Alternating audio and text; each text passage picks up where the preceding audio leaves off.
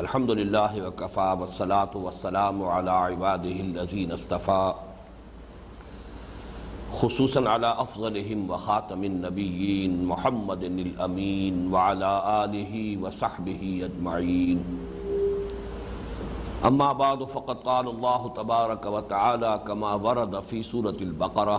اعوذ باللہ من الشیطان الرجیم بسم اللہ الرحمن الرحیم ان الذين آمنوا والذين هادوا والنصارى والصابئين من آمن بالله واليوم الآخر وعمل صالحا فلهم أجرهم عند ربهم من آمن بالله واليوم الآخر وعمل صالحا فلهم أجرهم عند ربهم ولا خوف عليهم ولا هم يحزنون إلى قوله تعالى ثم قست قلوبكم من بعد ذلك فهي كالحجارة أو أشد قسوة وإن من الحجارة لما يتفجر منه الأنهار وإن منها لما يشقق فيخرج منه الماء وإن منها لما يهبط من خشية الله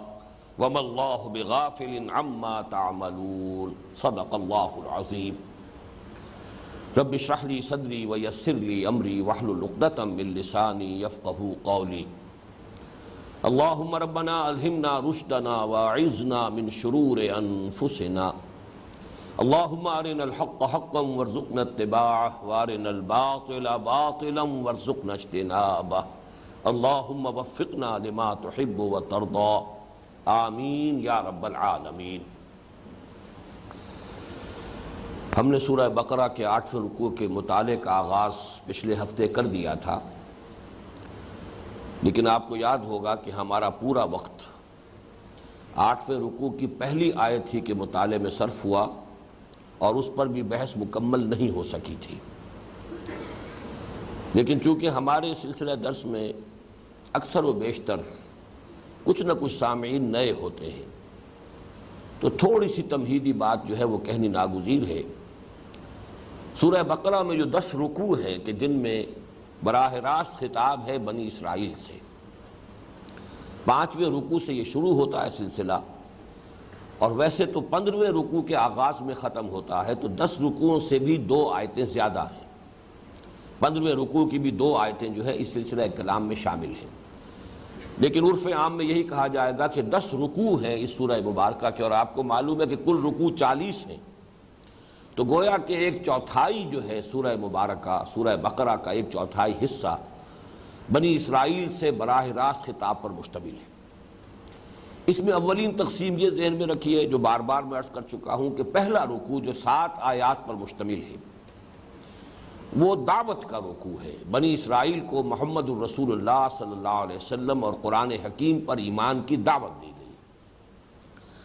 یہ رکوع اس اعتبار سے بہت اہم ہے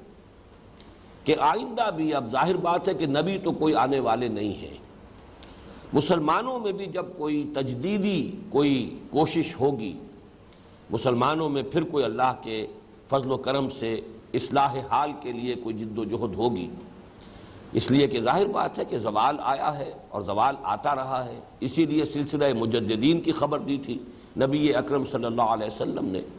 سنن ابی داؤد کی یہ مشہور روایت ہے کہ ان اللہ یبعث فی ہذہ الامۃ علی راس کل 100 عام من یجدد لہا دینہا۔ ختم نبوت سے جو خلا پیدا ہوا ہے اس کو اللہ تعالیٰ نے 3 چیزوں سے پر کیا ہے۔ پہلی بات یہ کہ قرآن کے متن کی حفاظت کا ذمہ لے لیا،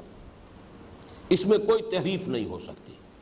انا نحن نزلنا الذکر وانا لہ لحافظون۔ دوسرے یہ کہ مجددین امت کا ایک سلسلہ، ہر صدی میں ایسے لوگ اٹھتے رہیں گے کہ دین کی تعلیمات پر جو بھی کوئی گرد و غبار دائیں بائیں سے ادھر ادھر سے آ کر جو اثرات ہوں گے ان کو ہٹا کر صاف کر کے جو دین کی اصل شکل ہے اسے دوبارہ دنیا کے سامنے پیش کر دیں گے۔ یہ مجدد ہے، تجدید، تازہ کر دینا، نیا کر دینا۔ اور تیسری ضمانت اللہ نے یہ دی ہے، حضور کی ایک حدیث اس میں بھی وارد ہوئی ہے کہ لا تزال فی امتی طائفۃ قائمین علی الحق، میری امت میں ایک جماعت ہمیشہ حق پر قائم رہے گی۔ نہیں ہوگا کہ دنیا حق سے بالکل خالی ہو جائے، وہ جماعت مختصر ہو، تھوڑی ہو، لیکن بہرحال ایک جماعت ہمیشہ حق پر ضرور قائم رہے گی۔ یہ تین چیزیں ہیں کہ جن سے اللہ تعالیٰ نے ختم نبوت سے، یعنی بعثت انبیاء کا سلسلہ جو ختم ہوا حضور صلی اللہ علیہ وسلم کی ذات مبارکہ پر، تو اس سے جو خلا پیدا ہوا ہے اس خلا کو ان تین باتوں سے پر کیا۔ اب ظاہر بات ہے جو بھی مجددین امت آئیں گے یا آتے رہے ہیں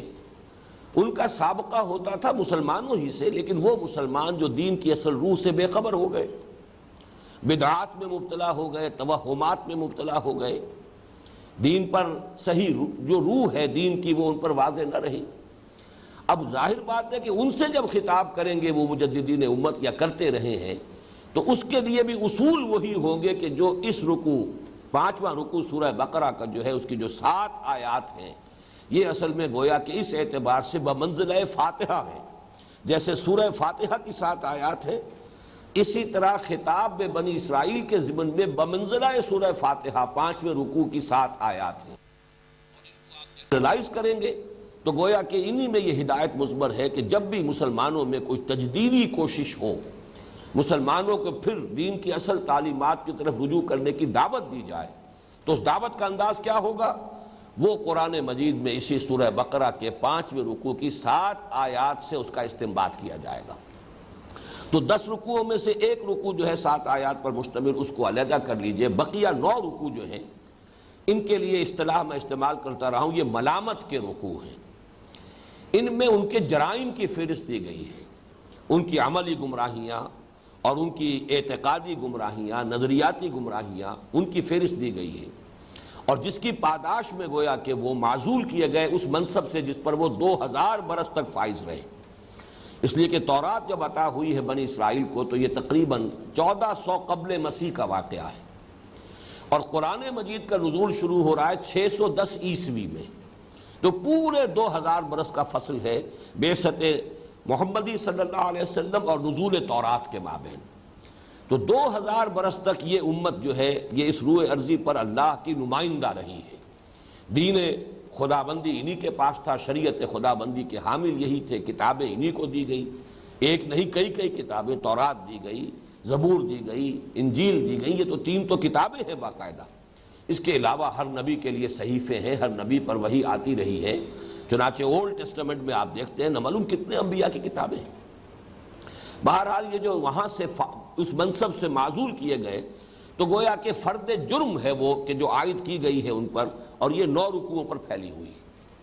اس میں ایک تقسیم میں نے پہلی مرتبہ اس کا تذکرہ کیا تھا پچھلے اپنے درس میں۔ ان 9 رکوعوں میں بھی پہلے 2 رکوع اس اعتبار سے ذرا مختلف مزاج کے ہیں، یعنی 6واں اور 7واں، کہ ایک تو یہ کہ ان میں صرف واقعاتی انداز میں بات ہو رہی ہے، جنرلائز نہیں کیا جا رہا، یعنی تاریخ بنی اسرائیل کے کچھ واقعات کا پے بپے تذکرہ ہوا 6 اور 7 رکوع میں، اور پھر یہ کہ شروع میں وہ آیت آئی یا بنی اسرائیل اذکروا نعمتی التی انعمت علیکم وانی فضلتکم علی العالمین،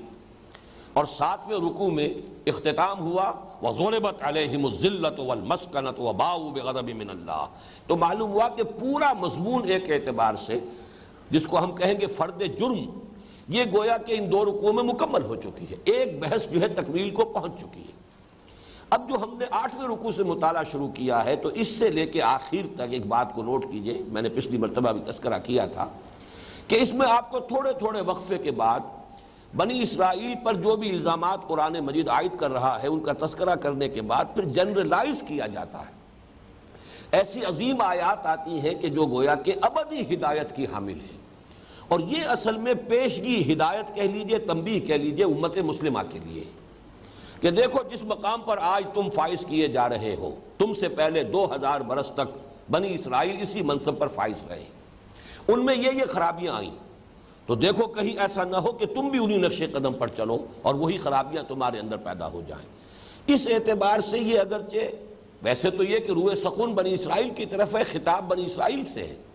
لیکن میرے نزدیک اس کا اہم تر حصہ یہ ہے، اس کا مطالعہ کرتے ہوئے بقیہ جو 7 رکوع ہیں جو اب چل رہے ہیں، 8ویں رکوع سے لے کر اور 14ویں کے اختتام بلکہ 15ویں کے شروع تک، اس میں ہمیں اصل میں تو آئینہ دکھایا جا رہا ہے امت مسلمہ کے بھی آنے والی جو بھی ان میں گمراہیاں جو ہیں آنے والی ہوں گی، عملی اور اعتقادی اور نظریاتی اور علمی اور فکری،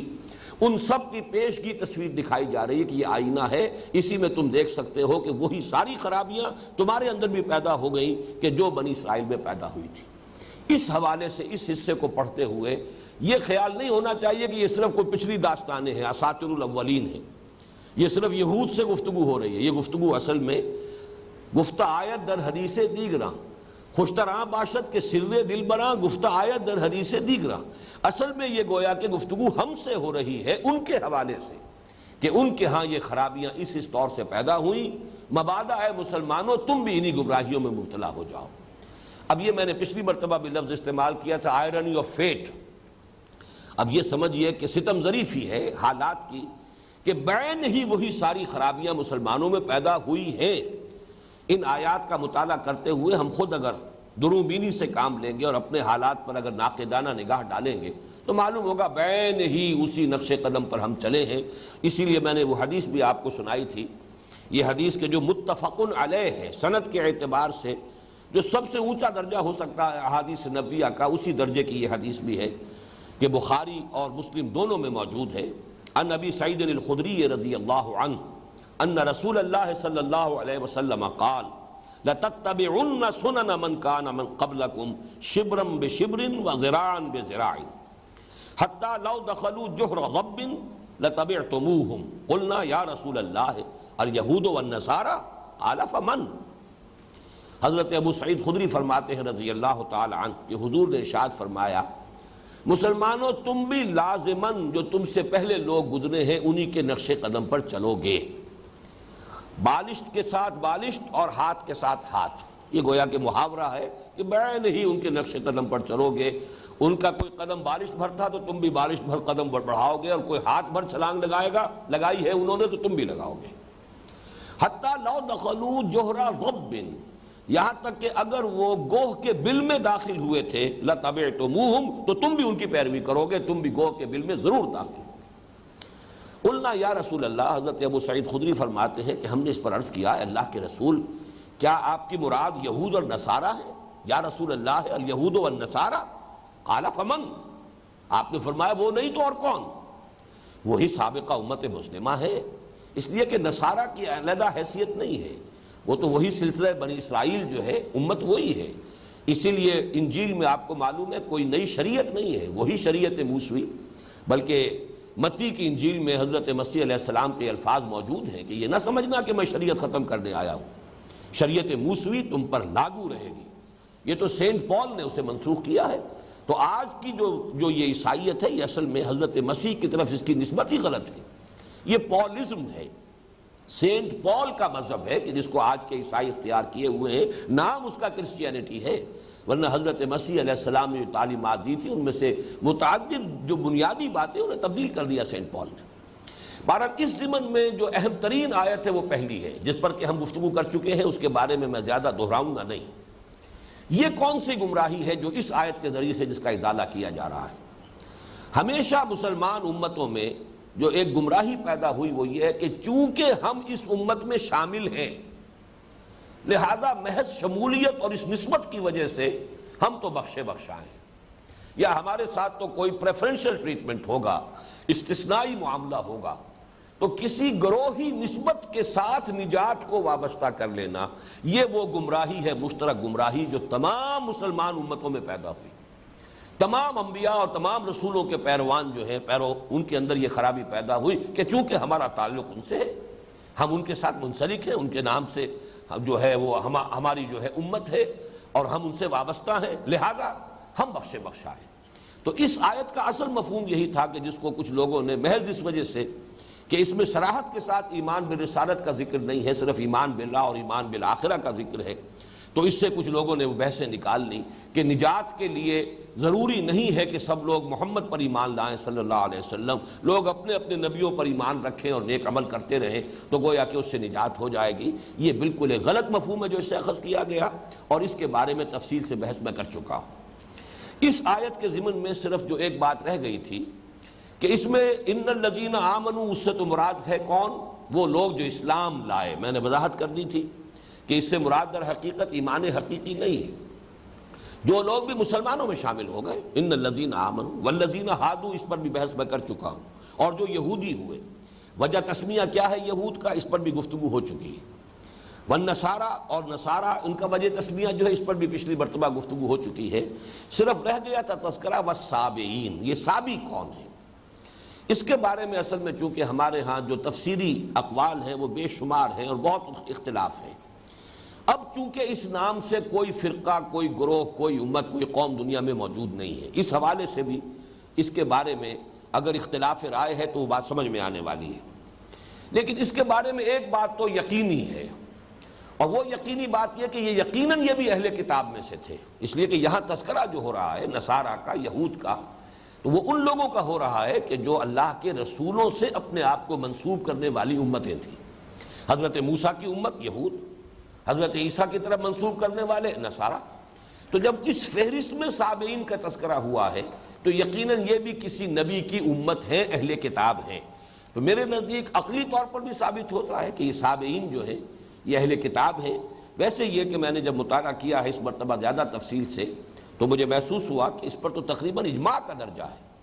چنانچہ حضرت عمر رضی اللہ تعالیٰ عنہ کا قول بھی یہی ہے۔ حضرت عبداللہ ابن عباس حبر الامہ کہ جو تفسیر کے ضمن میں یوں سمجھیے کہ سب سے بڑا مرجع ہے، اس لیے کہ تفسیری روایات اکثر و بیشتر وہی ہیں کہ جو حضرت عبداللہ ابن عباس رضی اللہ تعالیٰ عنہما سے مروی ہیں۔ ان کے جو تابعین میں سے 4-5 شاگرد ہیں، حضرت مجاہد، حضرت اکرمہ، حضرت قتادہ، یہ سب لوگ وہ ہیں کہ جو شاگرد ہیں حضرت عبداللہ ابن عباس کے رضی اللہ تعالیٰ عنہما۔ ان کی رائے بھی یہ ہے کہ یہ اہل کتاب میں سے تھے۔ پھر یہ کہ متعدد تابعین کی رائے یہی ہے کہ یہ اہل کتاب ہیں، اور امام ابو حنیفہ رحمۃ اللہ علیہ کا یہی فتویٰ ہے کہ یہ اہل کتاب ہیں۔ ان کا ذبیحہ جائز ہے، جیسے کہ یہود اور نصارہ کا ذبیحہ سورہ مائدہ کی صریح آیت کی روح سے جائز ہے۔ اسی طرح ان کی خواتین سے مسلمانوں کے لیے نکاح کرنا جائز ہے، جیسے کہ یہود اور نصارہ کی خواتین سے نکاح کرنا جائز ہے۔ اور یہ لوگ جو ہے اب دو رائے ملتی ہیں۔ ایک تو یہ کہ یہ اپنے آپ کو حضرت یحییٰ علیہ السلام کی امت کہتے تھے، جو اب نہیں رہے دنیا میں۔ یہ موجود تھے نزول قرآن کے وقت، ان کا کچھ لوگ جو ہے موجود تھے شام اور عراق کی سرحد کے اوپر، یہ لوگ آباد تھے، کچھ شام کے علاقے میں، کچھ عراق کے علاقے میں، اور یہ لوگ کہتے تھے کہ ہم حضرت یحییٰ کی امت میں سے ہیں۔ لیکن میرے نزدیک دوسرا قول زیادہ راجح ہے، اور وہ یہ ہے کہ یہ حضرت ابراہیم علیہ السلام سے براہ راست اپنے آپ کو منسوب کرتے تھے۔ مجھے یہ بات اس لیے زیادہ قرین قیاس معلوم ہو رہی ہے کہ اس آیت میں جو تذکرہ ہے ان الذین آمنوا، یہ وہ ہیں جو محمد الرسول اللہ صلی اللہ علیہ وسلم پر ایمان لانے والے ہیں۔ والذین ہادوا، یہ وہ ہیں کہ جو حضرت موسیٰ علیہ السلام کی طرف اپنے آپ کو منسوب کر رہے ہیں۔ والنصارى، یہ وہ ہیں جو حضرت عیسیٰ کے ساتھ اپنے آپ کو منسوب کر رہے ہیں۔ اب اس میں جو اولو العزم من الرسل ہیں، ان میں چونکہ اسی علاقے میں خود حضرت ابراہیم علیہ السلام رہے ہیں، تو حضرت ابراہیم علیہ السلام کے ساتھ بھی تو کچھ لوگ ہوں گے کہ جو حضرت ابراہیم سے تو اپنے آپ کو منسوب کرتے رہے، لیکن یہ کہ وہ کسی اور دوسرے رسول پر ایمان نہیں لائے۔ چنانچہ آپ کو معلوم ہے کہ حضرت ابراہیم کی ایک نسل وہ ہے جو حضرت اسماعیل سے چلی ہے، جو حجاز میں آباد ہوئی۔ اس نسل میں 2500 برس تک کوئی نبی، کوئی رسول نہیں آئے، لہذا یہ اپنے آپ کو کہتے تھے کہ ہم حنیفی ہیں، حضرت ابراہیم ہی کے ہم نقش قدم پر ہیں، لیکن ظاہر ہے نہ کوئی ان کے پاس کوئی شریعت تھی، نہ کوئی کتاب تھی، نہ کوئی صحیفے تھے، کچھ بھی نہیں تھا، اور وہ بدترین شرک میں مبتلا ہو چکے تھے۔ انہی میں پھر اللہ تعالیٰ کی رحمت جوش میں آئی اور حضور صلی اللہ علیہ وسلم کی بعثت ہوئی۔ تو 2500 برس تک وہاں کوئی نبی نہیں، کوئی رسول نہیں۔ دوسری شاخ ہے اصل میں کہ جس میں نبوت اور رسالت کا سلسلہ تسلسل کے ساتھ جاری رہا۔ حضرت اسحاق کے بیٹے حضرت یعقوب، حضرت یعقوب کے بیٹے حضرت یوسف اور حضرت موسیٰ کے مابین معلوم ہوتا ہے کہ یہ سلسلہ منقطع رہا ہے، کوئی نبی اس نسل میں بھی مبعوث نہیں ہوا۔ لیکن پھر حضرت موسیٰ علیہ السلام سے جو سلسلہ شروع ہوا ہے تو وہ تار ٹوٹا ہی نہیں حضرت عیسیٰ علیہ السلام تک۔ یہ 1400 برس تاریخ انسانی میں بڑے عجیب ہیں کہ 1400 برس تک سلسلہ نبوت کا تار منقطع ہوا ہی نہیں۔ جیسے کہ حضور کی حدیث ہے بہت مشہور، بخاری شریف کی روایت ہے، کانت بنو اسرائیل تسوسہم الانبیاء کلما ہلک نبی خلفہ نبی۔ بنی اسرائیل کی سیاست اور جو انتظامی معاملات ہوتے تھے وہ انبیاء کے ہاتھ میں ہوتے تھے، اور جب بھی کسی نبی کا انتقال ہوتا تھا اس کا جانشین نبی ہوتا تھا۔ تو حضرت موسیٰ سے لے کر حضرت عیسیٰ تک، بلکہ عجیب بات یہ ہے کہ اس نقطۂ آغاز میں بھی دو نبی موجود ہیں، موسیٰ کے ساتھ ہارون بھی ہیں علیہ الصلوۃ والسلام، اور جب وہ آ کر سلسلہ ختم ہوا تب بھی 2 موجود ہیں، حضرت عیسیٰ کے ساتھ بھی حضرت یحییٰ موجود ہیں علیہ الصلوۃ والسلام۔ تو یہ تو ایک بڑا یونیک فنومینن ہے، لیکن آپ کو معلوم ہے کہ حضرت ابراہیم کی ایک تیسری اہلیہ بھی تھی، اور ان کی نسل ہے بنی قطورہ کہلاتی۔ ان کی بھی کافی اولاد تھی، ان میں سے صرف ایک شاخ میں تو ہمیں معلوم ہے مدین یا مدیان جو ان کے بیٹے تھے حضرت ابراہیم کے، تیسری اپنی زوجہ محترمہ حضرت قطورہ سے، ان میں حضرت شعیب علیہ الصلوۃ والسلام کی بعثت ہوئی ہے۔ لیکن بقیہ جو ان کی اولاد تھی وہ یہی اسی علاقے میں کہیں آباد ہوئی، اور اس میں یقیناً جب کوئی نبی اور نہیں آئے، یا تو نہیں آئے یا قرآن مجید میں ان کا تذکرہ نہیں، تو ان میں جو لوگ رہے ہوں گے میں یہ سمجھتا ہوں کہ وہ سابعین ہیں کہ جو حضرت ابراہیم کی طرف تو اپنے آپ کو منسوب کرتے رہے، اور یہ وہی علاقہ ہے عراق اور شام کی سرحد پر۔ یہاں پر چونکہ وہاں پر زیادہ تر جو علاقہ ہے وہ تو پھر حضرت اسحاق کی نسل جب واپس آئے ہیں مصر سے ایکسوڈس کے بعد، تو فلسطین میں تو ان کی حکومت قائم ہو گئی۔ تو حضرت ابراہیم کی یہ تیسری نسل جو ہے اس سے جو منسلک لوگ تھے، ان کے جو لوگ تھے وہ ظاہر بات ہے ذرا ہٹ کر پھر عراق اور شام کے اس علاقے کے اندر سرحدی علاقوں میں آباد ہو گئے، اور میں سمجھتا ہوں کہ سابعین سے مراد وہی ہے۔ بہرحال یہ تھوڑی سی گفتگو میں چاہتا تھا سابعین کے بارے میں۔ اب آگے چلیے، ہم اس رکوع کا مطالعہ آگے کر رہے ہیں۔ باقی اس آیت کا اصل مفہوم کیا ہے؟ یقیناً ان الذین آمنوا، یقیناً وہ لوگ جو اسلام لائے، والذین ہادوا، اور جو یہودی ہوئے، والنصارى، اور جو نصرانی ہوئے، والسابعین، اور جو سابی رہے، من آمن باللہ، ان میں سے جو بھی ایمان لایا اللہ پر، اور یہاں پر اگر تھوڑے سے 2 الفاظ کا اضافہ کر لیں، ان میں سے جو بھی اپنے اپنے وقت میں، اپنے اپنے دور میں، یہ دور جب تک حضرت مسیح نہیں آئے یہ دور حضرت موسیٰ علیہ السلام کا چلا آ رہا ہے، اس میں جس نے بھی جو بھی یہودی تھے وہ اگر ایمان حقیقی سے بہرہ ور ہے، اللہ پر آخرت پر ایمان درست ہے، عمل صحیح ہے، تو ان کے لیے نہ کوئی خوف ہے نہ حزن ہے، لہم اجرہم عند ربہم۔ حضرت مسیح کی بعثت کے بعد حضور تک 600 برس یہ حضرت مسیح کا دور ہے۔ اس دوران میں جو بھی حضرت مسیح پر ایمان رکھتا تھا اور اللہ پر اور آخرت پر اس کا ایمان صحیح تھا، عمل درست تھے، لہم اجرہم عند ربہم ولا خوف علیہم ولا هم یحزنون۔ گویا کہ محض ان کے ساتھ منسوب ہونا نجات کی ضمانت نہیں ہے، بلکہ اپنے اپنے رسولوں کے ساتھ نسبت کے ساتھ ساتھ اللہ اور آخرت پر صحیح ایمان، جس کے نتیجے میں عمل درست ہو جائے، یہ اصل شرط ہے۔ یہ بنائے نجات جو ہے وہ ایمان اور عمل صالح ہے۔ کسی گروہ کے ساتھ یا کسی شخصیت کے ساتھ وابستگی، کسی امت میں شامل ہونا، یہ نجات کی ضمانت نہیں۔ یہ اصل میں اس آیہ مبارکہ کا جو اصل حاصل ہے، لب لباب ہے۔ اب آگے چلیے، وَإِذْ أَخَذْنَا مِيثَاقَكُمْ وَرَفَعْنَا فَوْقَكُمُ الطُّورَ، اور یاد کرو جب کہ ہم نے تم سے عہد لیا تھا۔ میثاق، وثق کہتے ہیں کسی شے کو مضبوط کر لینا، اسی سے توثیق بھی آتی ہے، اردو زبان میں بھی استعمال ہوتا ہے میثاق، اور یہ موثاق اصل میں ہے، تو اس میں در حقیقت نتیجہ نکلتا ہے وہ شے کہ جو باندھ لے، یہ آلہ، اس میں آلہ بن گیا، اس میں آلہ ہے، موثاق باندھ لینے والی شے۔ تو اذ اخذنا میثاقکم، اس لیے کہ معاہدہ جو ہوتا ہے وہ در حقیقت 2 فریقوں کو جکڑ لیتا ہے، آپس میں باندھ دیتا ہے۔ وَإِذْ أَخَذْنَا مِيثَاقَكُمْ، اور یاد کرو اے بنی اسرائیل جب کہ ہم نے تم سے تمہارا عہد لیا، وَرَفَعْنَا فَوْقَكُمُ الطُّورَ،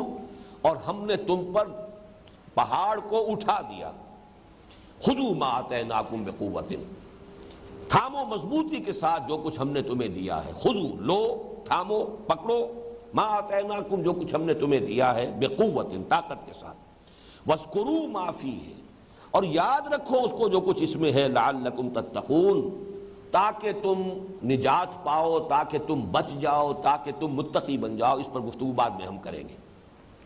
یہ اصل میں اس واقعے کا تذکرہ ہو رہا ہے جب کہ تورات حضرت موسیٰ علیہ السلام کو دے دی گئی۔ اس کے بعد کے بعض مواقع واقعات جو ہے وہ تو 7ویں رکوع میں آ چکے ہیں، لیکن یہ کہ اب جو تذکرہ ہو رہا ہے کہ آخر کار اللہ تعالیٰ نے پھر جب وہ تورات دے کر پھر ایک قول و قرار دیا ہے بنی اسرائیل سے، اور یہ اس وقت دامن طور میں اس وقت ان کا ڈیرا تھا۔ مصر سے نکلنے کے بعد جو بھی یہ صحرائے سینا کے اندر، یوں سمجھیے کہ سینائی پیننسولا جو ہے یہ ٹرائنگل ہے، جیسے ہندوستان جو ہے جنوبی ہند وہ ایک ٹرائنگل بن جاتا ہے،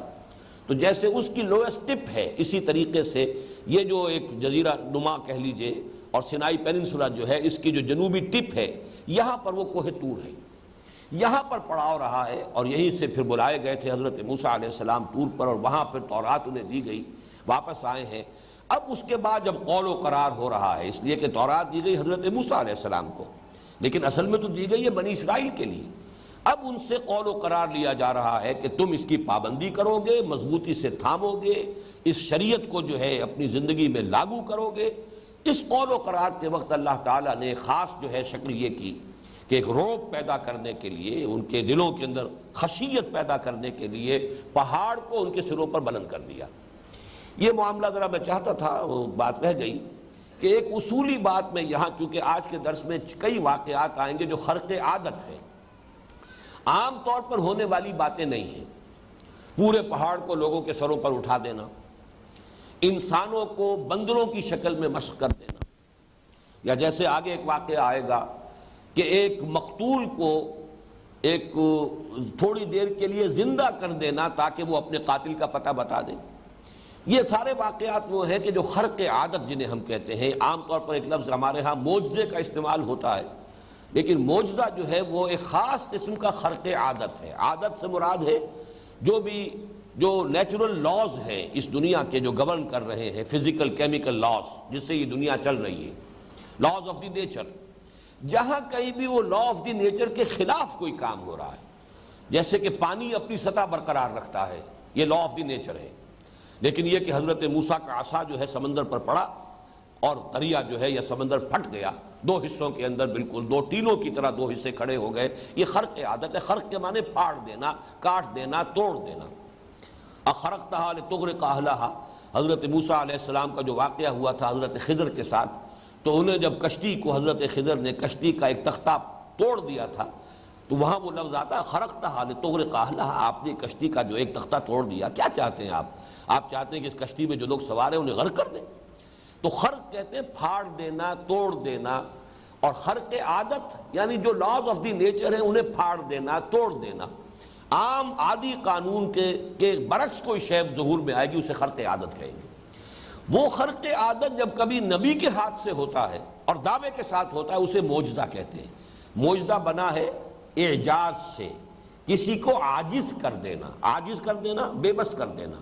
معجزہ وہ چیز ہے جو مخالفین کو بے بس کرنے کے لیے اللہ تعالیٰ کی طرف سے خرق عادت کسی نبی کے ذریعے سے ظاہر ہوتا تھا۔ جیسے کہ حضرت صالح علیہ السلام کی قوم نے مطالبہ کیا تھا کہ ہم مان لیں گے آپ کو کہ آپ اللہ کے رسول ہیں اگر ہماری نگاہوں کے سامنے ابھی سامنے چٹان میں سے ایک گابھن اونٹنی برآمد ہو جائے، یہ ہمارا مطالبہ ہے، یہ معجزہ آپ دکھا دیجیے۔ یہ گویا کہ یہ ایک نشانی انہوں نے طلب کی، اللہ تعالیٰ نے ان کی بات مان لی اور وہ گابھن اونٹنی جو ہے برآمد ہو گئی۔ اب گویا کہ وہ عاجز آ گئے، اب ان کے پاس کوئی اب دلیل نہیں تھی، کوئی بہانہ نہیں تھا کہ حضرت صالح کی دعوت کو وہ رد کر سکے۔ تو معجزہ وہ خرق عادت ہے جو کوئی نبی یا رسول دعوے کے ساتھ دکھاتا ہے۔ عام خرق عادت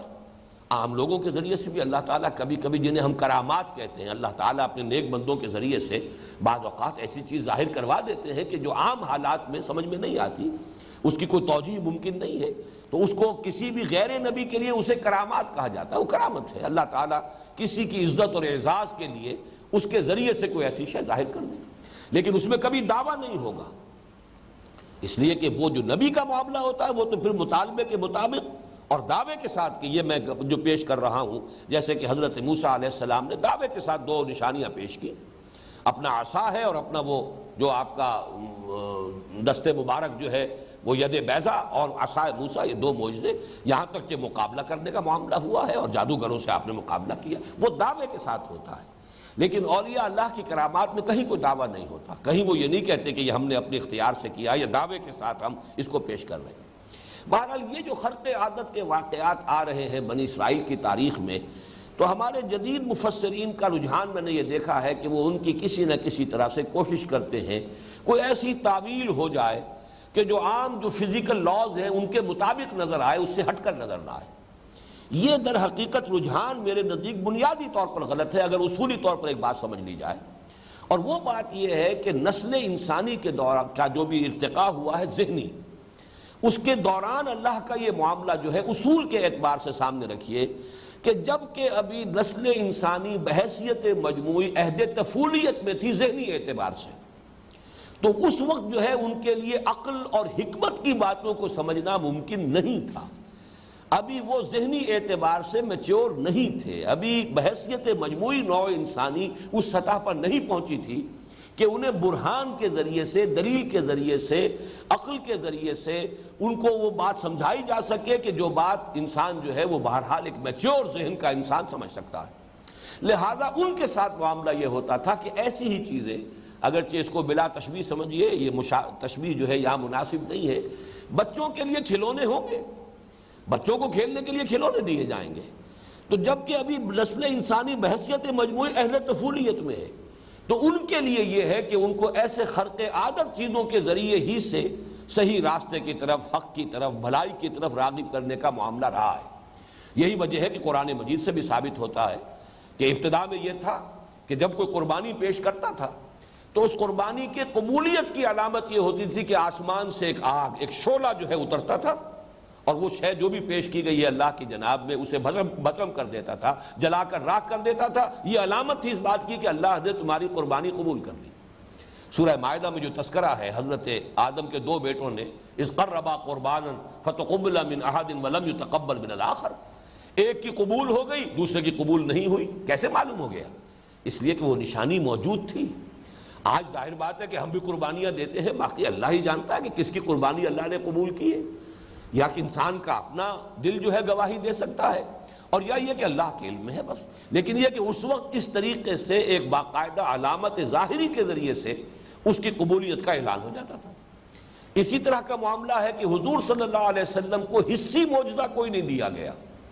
اس لیے کہ اب نسل انسانی جو ہے وہ عہد طفولیت سے نکل چکی ہے، میچور ہو چکی ہے، بالغ ہو چکی ہے، عاقل ہو چکی ہے۔ لہذا حضور کا سب سے بڑا معجزہ یہ قرآن ہے، یہ مانوی معجزہ ہے، یہ حصی معجزہ نہیں ہے۔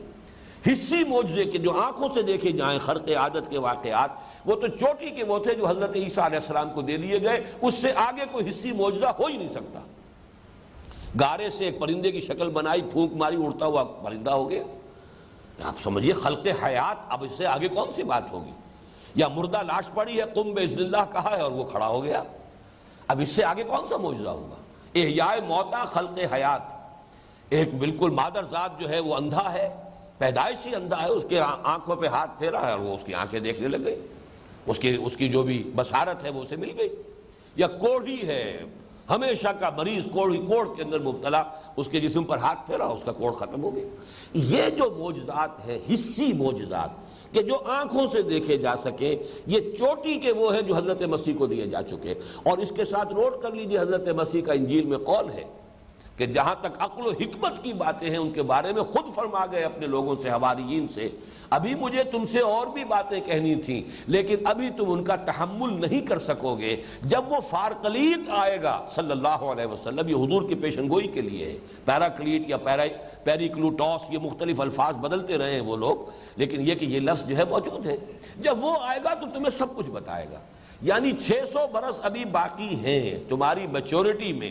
نسل انسانی کی بحیثیت مجموعی عقلی بلوغ کے اندر ابھی 600 برس باقی ہیں۔ جب محمد آئیں گے صلی اللہ علیہ وسلم تو پھر ساری دانائی کی باتیں اور عقل اور حکمت کی ساری باتیں، یہی وجہ ہے کہ 4 جگہ قرآن مجید میں کم سے کم 3 جگہ حکمت کی تعلیم کو حضور کے جو افعال چہارگانہ ہیں ان میں آخری کہا گیا ہے۔ هو الذی بعث فی الامیین رسولا منہم یتلو علیہم آیاتہ ویزکیہم ویعلمہم الکتاب والحکمہ۔ یہ تعلیم حکمت جو ہے یہ گویا کہ محمد الرسول اللہ صلی اللہ علیہ وسلم کی تعلیم و تربیت کا سب سے اونچا مرحلہ ہے۔ یہ گویا کہ یوں سمجھیے کہ اسپیشلائزیشن ہے، یہاں تو یوں یہ تخصص کا درجہ جو ہے اس امت کے اندر محمد الرسول اللہ صلی اللہ علیہ وسلم کی تعلیم اور تربیت کا وہ درجہ حکمت ہے، اس لیے کہ اب نسل انسانی بحیثیت مجموعی اتنی میچور ہو چکی ہے۔ لہذا اس قسم کے واقعات میں خرق عادت چیزوں کی توجیہ کرنے کی، دائیں سے بائیں سے، ادھر سے ادھر سے، توڑ مروڑ کے، یہ جن کے ہاں بھی آپ پائیں، اگر اس اصول کو دیکھ لیں کہ اس دور میں یہ باتیں ہوتی تھیں اور اس وقت نسل انسانی ابھی چونکہ ذہنی طور پر بلوغ کے اس مرحلے کو نہیں پہنچی تھی، لہذا خرق عادت ہی کے ذریعے سے انہیں زیادہ مائل کرنا حق کی طرف اور سیدھے راستے کو اختیار کرنے کی طرف، یہ وہ معاملہ تھا جو اللہ تعالیٰ نے اختیار فرمایا۔ یہی وجہ ہے کہ جب انہیں شریعت دی گئی، کتاب دی گئی، اب جب ان سے قول و قرار لیا گیا تو اس وقت کوہ طور کو ان کے سروں پر معلق کر دیا گیا۔ اب اس کی بعض مفسرین نے تعویل کی ہے کہ بس زلزلہ سا آیا تھا اور زلزلے کی وجہ سے انہیں ایسا محسوس ہوا تھا کہ شاید یہ پہاڑ ہم پر گر جائے گا. حالانکہ جو الفاظ ہیں وہ اس قدر کھلے ہیں کہ ان میں اس قدر کی اس قسم کی تعویل کرنا، جیسے بعض لوگوں نے حضرت موسیٰ علیہ السلام کے عصا سے جو سمندر پھٹا تھا، اب وہ ان کو بھی کہا انہوں نے کہ یہ ایک مد و جزر کا معاملہ تھا. جیسے کہ جوار بھاٹا ہوتا ہے، اتار چڑھاؤ ہوتا ہے. جب حضرت موسیٰ اور ان کی قوم آئے وہاں ساحل پر تو وہ سمندر اترا ہوا تھا، خشکی نکلی ہوئی تھی، وہ پار کر گئے. لیکن جب فرعون اور اس کا لشکر آئے تو اب وہ جو ہے وہ مد پر تھا، وہ جزر کے بجائے اب مد پر آ گیا تھا، غرق ہو گئے. لیکن یہ توجیہ کرنا جبکہ قرآن مجید کے الفاظ یہ ہیں فَانْفَلَقَ الْبَحْرُ فَكَانَ كُلُّ فِرْقٍ كَالطَّوْدِ الْعَظِيمِ، سمندر پھٹ گیا اور ہر حصہ ایسے ہو گیا جیسے کہ ایک چٹان کے مانند کھڑا ہو. یہ الفاظ ہیں قرآن کے. اب یہ الفاظ اس تعویل کے متحمل نہیں ہیں. اسی طریقے سے یہ الفاظ جو ہیں وَإِذْ أَخَذْنَا مِيثَاقَكُمْ وَرَفَعْنَا فَوْقَكُمُ الطُّورَ، ہم نے اٹھا دیا تمہارے سروں کے اوپر پہاڑ کو، خُذُوا مَا آتَيْنَاكُمْ بِقُوَّةٍ، اور ہم نے کہا ان سے کہ اب پکڑو اس کو مضبوطی کے ساتھ، تھامو اسے، تمسک اس کے ساتھ تمہارا تمسک ہونا چاہیے. وَاذْكُرُوا مَا فِيهِ، اور اس کتاب جو تمہیں دی جا رہی ہے تورات، یاد رکھو اسے، مستحضر رکھو اسے حرز جان بناؤ، اسی کے مطابق تمہیں عمل کرنا ہے. لعلکم تتقون، تاکہ تم بچ سکو یا تم تقوی کی روش اختیار کر سکو. یہ بات بھی نوٹ کیجئے قرآن مجید میں، جیسا کہ بارہا میں نے کہا ہے، اہم مضامین کم سے کم 2 جگہ ضرور آئیں گے. اب دیکھیے اس کی مثال نوٹ کر لیجئے. یہی مضمون سورہ اعراف کی آیت نمبر 171 میں آیا ہے. وہاں ہے وَإِذْ نَتَقْنَا الْجَبَلَ فَوْقَهُمْ، جبکہ ہم نے اٹھا لیا پہاڑ کو ان کے اوپر، كَأَنَّهُ ذُلَّةٌ، جیسے کہ سائبان ہو. اب دیکھیے یہاں جیسے وہ آیت ہے کَانَ كُلُّ فِرْقٍ كَالطَّوْدِ الْعَظِيمِ، دونوں حصے سمندر کے ایسے ہو گئے جیسے کہ چٹانیں ہیں بڑی بڑی، چٹانوں کی طرح وہ سمندر جو ہے وہ پانی منجمد کر دیا. اللہ تعالیٰ نے اس کو قدرت حاصل ہے. اصولی بات تو یہ ہے کہ یہ قوانین فطرت اللہ کے بنائے ہوئے ہیں. ان کو بنا کر اللہ تعالیٰ جو ہے معطل نہیں ہو گیا، اس کی قدرت جو ہے سلب نہیں ہو گئی. وہ یہ نہیں ہے کہ ہمیشہ کے لیے پابند ہو گیا اپنے قانون کا. وہ جب چاہے قانون توڑ کر اپنے خصوصی اختیار سے جو چاہے ظاہر کر دے، جو چاہے جو اس کا جو ہے ظہور فرما دے. اس اصول کو جان لیجئے تو پھر یہ کہ کہیں الجھن نہیں ہوگی. وہاں بھی اسی لیے اس تعویل کا راستہ روک دیا. کان کل فرق کالطود العظیم، دونوں حصے ایسے ہو گئے جیسے کہ بڑی چٹانیں ہوں. اب یہاں بھی دیکھیے وَإِذْ نَتَقْنَا الْجَبَلَ فَوْقَهُمْ كَأَنَّهُ ذُلَّةٌ، جبکہ اٹھا لیا ہم نے ان کے اوپر پہاڑ کو بالکل ایسے جیسے سائبان ہوتا ہے. اب اس کے لیے تعبیر کرنا کہ زلزلہ تھا اور زلزلے میں تو محسوس ہی ایسے ہوتا ہے کہ جیسے کوئی شے تمہارے اوپر گر پڑے گی، ابھی دیوار آ پڑے گی، چھت گر جائے گی. تو یہ ساری تعویلات در حقیقت اس ایک اصول کو پہلے سمجھ لیں کہ یہ نسل انسانی کے عہد طفولیت کا تذکرہ ہو رہا ہے. اس وقت قدم قدم پر خرق عادت ہوتا تھا، قدم قدم پر اللہ تعالیٰ اپنے قوانین طبیعی کو توڑ کر اپنی قدرت کا اظہار فرماتا تھا. تو اگر اس اصول کو ایک دفعہ انسان تسلیم کر لے گا تو پھر بار بار جو ہے اسے خامخواہ تردد کی ضرورت پیش نہیں آئے گی. اب یہاں تتقون کا جو ہے یہ آیت پوری سن لیجئے، سورہ اعراف کی آیت نمبر 171. وَإِذْ نَتَقْنَا الْجَبَلَ فَوْقَهُمْ كَأَنَّهُ ذُلَّةٌ وَظَنُّوا أَنَّهُ واقع بِهِمْ، اور انہیں یقین ہو گیا کہ گرا چاہتا ہے ان کے اوپر. خُذُوا مَا آتَيْنَاكُمْ بِقُوَّةٍ، بالکل وہی الفاظ جو یہاں آئے ہیں وہی الفاظ وہاں ہیں. خُذُوا مَا آتَيْنَاكُمْ بِقُوَّةٍ، تھامو مضبوطی کے ساتھ جو ہم نے تمہیں دیا ہے، یہ کتاب دی ہے، شریعت دی ہے، اسے مضبوطی کے ساتھ تھامو. وَاذْكُرُوا مَا فِيهِ لَعَلَّكُمْ تَتَّقُونَ، اور اب اس کو یاد رکھو، حرز جان بناؤ، مستحضر رکھو جو اس میں ہے تاکہ تم بچ سکو. تتقون کا اصل میں لفظی مفہوم تو یہی ہے. وقا یقی کے معنی ہے بچنا، وقنا عذاب النار، قنا اصل میں ہے یہ، تو اس سے ہے بچا لے اللہ ہمیں آگ کے عذاب سے. تتقون کا ترجمہ تاکہ تم بچ سکو. لیکن بچ سکو سے مراد کیا ہے؟ ایک بچنا یہ ہے کہ اس دنیا میں انسان اللہ تعالیٰ کے احکام کی خلاف ورزی سے بچے. یہ تقویٰ ہے جسے ہم کہتے ہیں. تقویٰ کی روش کیا ہے؟ اللہ کے احکام کو نہ توڑا جائے، اللہ کے فرامین جو ہے ان کی پابندی کی جائے، بچ بچ کر پھونک پھونک کر قدم رکھا جائے. زندگی کے کسی معاملے میں بھی کوئی ایسا قدم میں نہ اٹھا بیٹھوں کہ جس سے میرا پروردگار ناراض ہو جائے. تو یہ تقویٰ کی عملی روش ہے، بچنا پیش نظر ہے. اور تقویٰ سے مراد یہ بھی ہے تاکہ تم اللہ کے عذاب سے بچ سکو، اللہ کی گرفت سے بچ سکو. اگر یہ روش اختیار کرو گے تو دنیا میں بھی اللہ کے عذاب سے بچو گے اور آخرت میں بھی اخروی عذاب سے بچ جاؤ گے. تو یہ دونوں ترجمے ہو سکتے ہیں، تاکہ تم تقویٰ کی روش اختیار کر سکو، یا یہ کہ اس سب کا جو اصل مقصود ہے تاکہ تم اللہ کی ناراضگی سے، اللہ کی گرفت سے، اللہ کے عذاب سے، اللہ کی سزا سے بچ جاؤ۔ ثم تولیتم من بعد ذلک، پھر تم نے روگردانی کی، پیٹھ موڑ لی، اس کے بعد تم نے قول و قرار کیا، ہمارے ساتھ معاہدہ کیا۔ اب یہاں بھی ایک اشکال پیدا ہوتا ہے کہ وہ لوگ جنہوں نے قول و قرار کیا تھا وہ تو مر کھپ چکے، اس وقت تو ان کی جو نسلیں تھیں جو کہ نزول قرآن کے وقت موجود تھی ان سے گفتگو ہو رہی ہے۔ تو یہ بات جو قرآن کہہ رہا ثم تولیتم، مخاطب اس وقت وہ یہودی ہے، وہ بنی اسرائیل ہے کہ جو حضور کے زمانے میں موجود ہیں۔ قول و قرار جنہوں نے کیا تھا وہ تھے جو حضرت موسیٰ کے زمانے میں تھے۔ تو زمانی فصل جو ہے 2000 برس کا ہے۔ تو یہ تھوڑا سا شبہ جو واقع ہوتا ہے اس کو یوں سمجھ لیجئے کہ جب کوئی قوم اپنے ان بزرگوں کے تمام معاملات کو اون کرتی ہو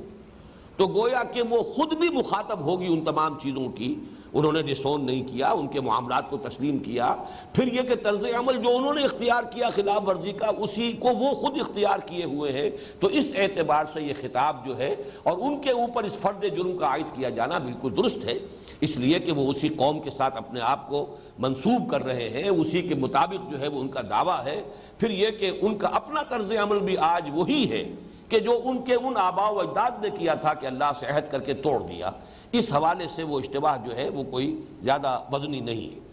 ثم تولیتم من بعد ذلک فلولا فضل اللہ علیکم ورحمتہ، تو اگر اللہ تعالیٰ کا فضل اور اس کی رحمت شامل حال نہ ہوتی لکنتم من الخاسرین، تو تم کبھی کے ہو چکے ہوتے خسارہ پانے والوں میں۔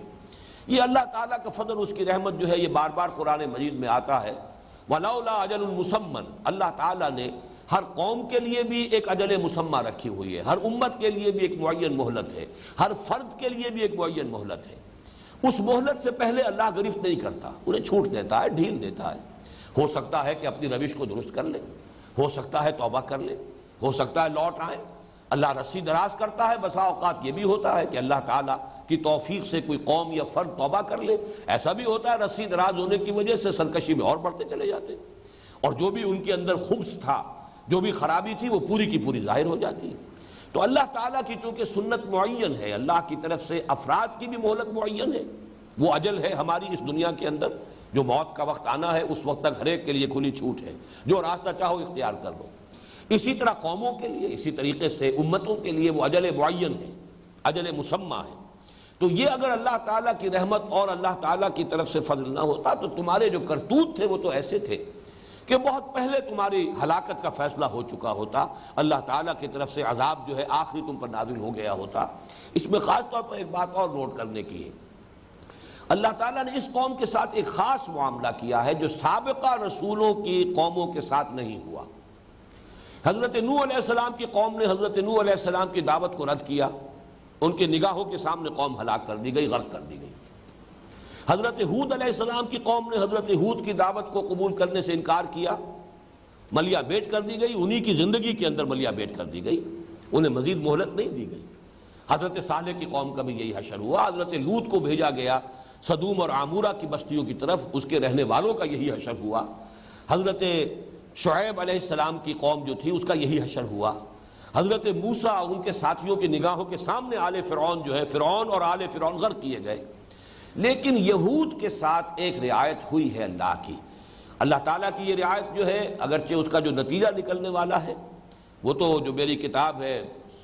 سابقہ اور موجودہ مسلمان امتوں کا ماضی حال اور مستقبل، تفصیل سے میں یہ چیزیں لکھ چکا ہوں، لیکن یہ کہ یہ معاملہ کسی اور قوم کے ساتھ نہیں ہوا ہے۔ اب اسے چاہے آپ پریفرنشل ٹریٹمنٹ کہہ لیں، وَأَنِّي فَضَّلْتُكُمْ عَلَى الْعَالَمِينَ کا ایک مظہر یہ بھی ہے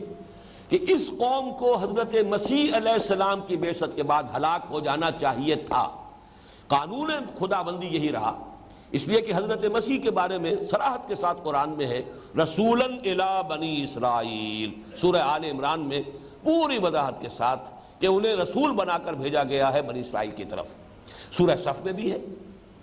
وَإِذْ قَالَ عِيسَى ابْنُ مَرْيَمَ يَا بَنِي إِسْرَائِيلَ إِنِّي رَسُولُ اللَّهِ إِلَيْكُمْ مُصَدِّقًا لِمَا بَيْنَ يَدَيَّ مِنَ التَّوْرَاةِ وَمُبَشِّرًا بِرَسُولٍ يَأْتِي مِن بَعْدِي اسْمُهُ أَحْمَدُ۔ تو بنی اسرائیل کی طرف رسول بنا کر حضرت مسیح بھیجے گئے، اور حضرت مسیح کی نہ صرف یہ کہ انہوں نے دعوت قبول نہیں کی بلکہ اپنے بس پڑتے تو انہیں سولی پر چڑھا دیا۔ اس کے باوجود اس قوم کو ہلاک نہیں کیا گیا۔ اب یا تو یہ ایک رعایت ہے، یا یہ کہ بہرحال چونکہ اس کا آخری جو حشر ہونا ہے، اور ایک جو حکمت میرے سامنے آئی ہے وہ میں اپنی اس کتاب میں لکھ چکا ہوں کہ ان کے ہاتھوں اس امت مسلمہ کا جو برتر اور افضل تر حصہ ہے اس کو بدترین سزا دینی مقصود ہے اللہ تعالیٰ کی حکمت میں۔ عربوں کو جو توہین اور تذلیل آج ہو رہی ہے ہماری نگاہوں کے سامنے، کہ جس ریاست کو تسلیم کرنے کے لیے تیار نہیں تھے، نصف صدی ہونے کو آ رہی ہے، اس کے ساتھ بیٹھنے کو تیار نہیں تھے، اس سے گفتگو کرنے کو تیار نہیں تھے، اس کے ہاتھوں 3 مرتبہ پٹائی ہو چکی ہے، اور اب ایک ایک کر کے ہر ملک جو ہے اس کے ساتھ ایک سے دوسرا آگے بڑھ کر، ابھی شاہ حسین صاحب نے جو کچھ کیا وہ تو سب سے آگے نکل گئے، خاموشی اندر ہی اندر وہ ساری دوستی کی پینگیں بڑھا کر، اور وہ تو سرحد ہی گویا کہ کل عدم کر دیے انہوں نے، شرق اردن کے درمیان اسرائیل کے درمیان اب کوئی سرحد نہیں، اوپن آمد و رفت۔ یہ حال ہو رہا ہے اس قوم کے ہاتھوں توحید اور تذلیل کا جو مغضوب علیہم ہے، ضربت علیہم الذلۃ والمسکنۃ وباؤوا بغضب من اللہ۔ اسی کو میں کہتا رہا ہوں کہ یہ جو انگریزی محاورہ ہے to add insult to injury, جس کی مثال بھی میں نے دی ہے کہ یو پی کے علاقوں میں، دیہاتی علاقوں میں ایک دستور تھا کہ جب کسی کو کوئی سزا دیتے تھے، مثلا راجپوت ہے،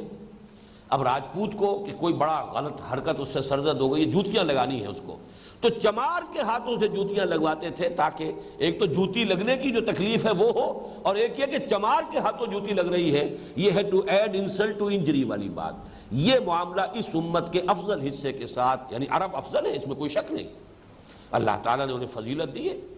وہ امیین ہیں، حضور ان میں سے تھے صلی اللہ علیہ وسلم، یہ رتبہ بلند ملا جس کو مل گیا، ہر مدعی کے واسطے دار و رسل کہا، حضور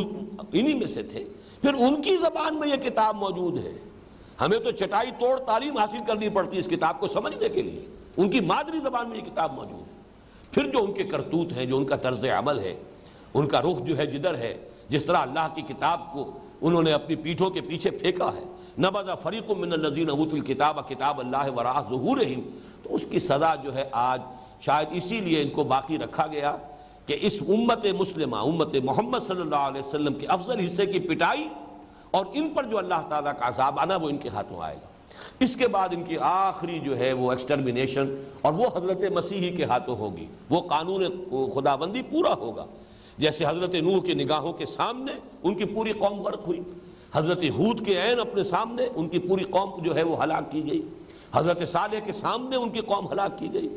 حضرت لوط علیہ السلام کی موجودگی میں، بلکہ یہ کہ ذرا انہیں کہہ دیا گیا تھا کہ یہاں سے چلے جاؤ، ورنہ یہ ہے کہ ان کی زندگی ہی میں وہ پوری دونوں بستیاں ختم ہوئی، اور حضرت موسیٰ کے تو عین نگاہوں کے سامنے آل فرعون غرق کیے گئے۔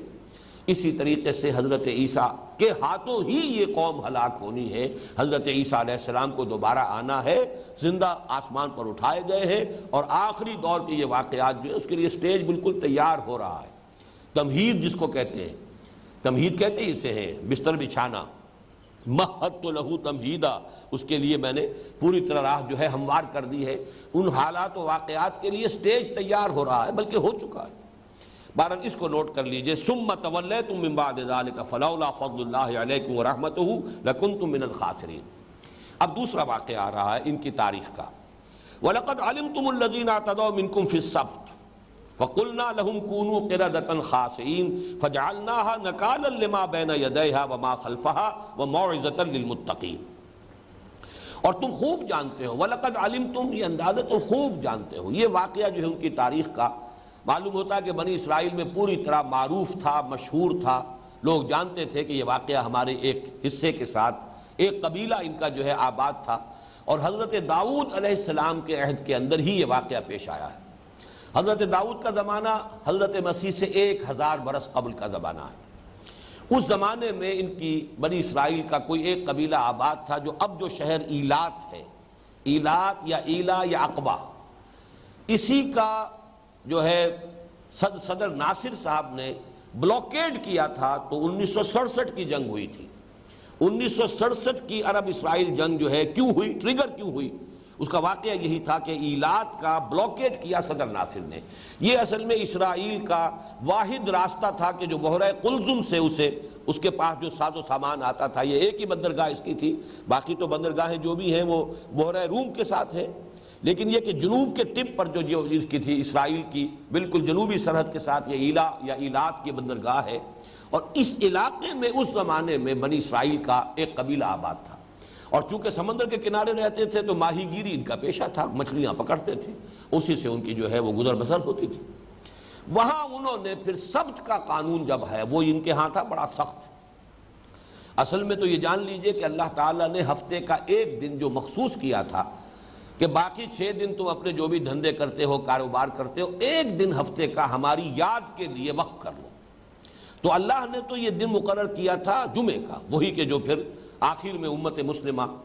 امت محمد صلی اللہ علیہ وسلم کو پھر وہ نعمت اللہ نے عطا فرما دی۔